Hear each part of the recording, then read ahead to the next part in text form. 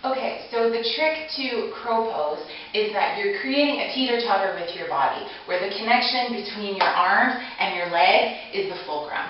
And in order for you to get your body up into the pose, you have to adjust your weight so it's equally balanced around that fulcrum. Your low body, your pelvic region, butt region, that's the heaviest part.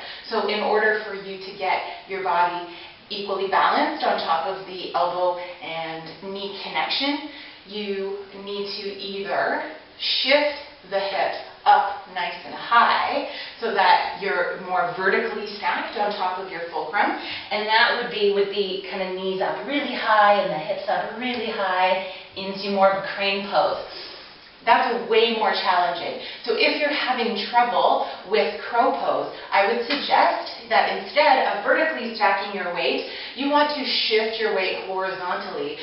So your butt region comes closer to your fulcrum and you equally balance yourself out while staying low and making the pose more accessible.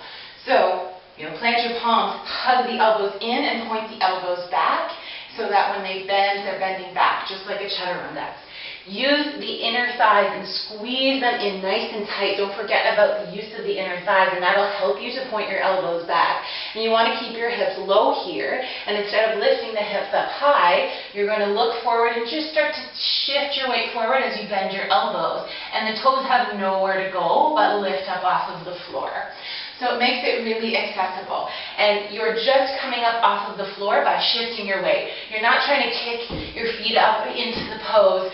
The pose comes from that equal balance of weight. So elbows hug in, inner thighs squeeze in tight, stay low, look forward, tip forward, and let the toes just float up off of the floor.